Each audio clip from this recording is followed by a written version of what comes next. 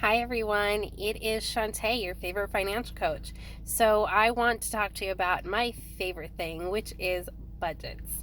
I talk about them all the time, and I know normally when people hear the word budget, they think it's a restriction and they're not interested in it, but for me, it's permissive. It allows you to use your money towards what you want to use it on instead of just blowing it haphazardly. Um, so now I talk about budgets, but I don't actually say how to create one. And so let's go over that real quick. There's four main parts to a budget. There could be a fifth part depending on your preference, but let's go over the four main parts. Four main parts, the main one would be the monthly bills. So the car payment, the mortgage payment, the car insurance, things that are billed to you every single month. They could be variable prices, but you get that bill every single month. The next would be the variable spending. These are things that are not bills, but things that we normally spend on to survive. So that would be groceries, that would be gas, that would be things for the household, that would be things for the kids, or spending money, or if there's something that's coming up that you need to pay for that month that you don't always get every single month. So let's say, I know some places you need to have you need to buy wood for your fireplaces for the wintertime. So that would go into variable expenses.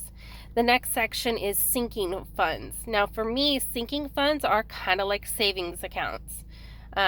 They're either long or short-term savings goals. So my emergency fund was a sinking fund. It's funded now, but it started off as a sinking fund.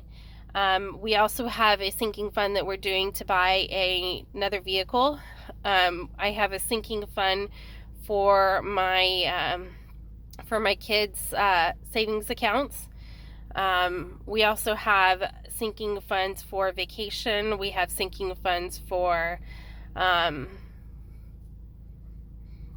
all I can think of at this moment. But anyways, it's short and long-term savings goals. Once you get the amount that you want in there, you can either continue adding to it, or you can stop at whatever that savings goal is and just have that money available when you need it, if you need it.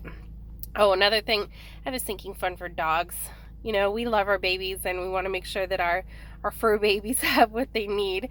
And every once in a while they get a vet bill that's unexpected. So that money is able to come out of that sinking fund.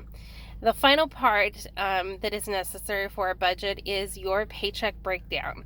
So it doesn't matter if you are paid weekly, monthly, a couple times a week, every single paycheck you should make sure you budget for whatever you need to pay out of that paycheck.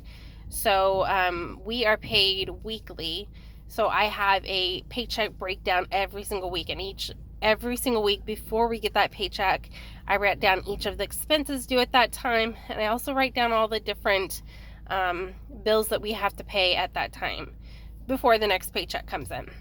Now, if you have debt, you're also going to have a section for debt where you're going to list what each of the debts are, how much they are, the minimum payments on it, the maximum limit on them, and what order you're going to pay them off in.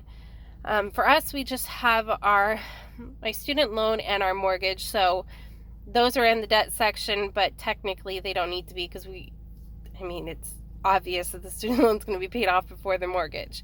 But no need to go into all of that detail. I have a free budget template that I will give you that is very simple. All you have to do is send me an email. I will put my email in the link below if you would like it. It's nice talking to you all. Have a great day.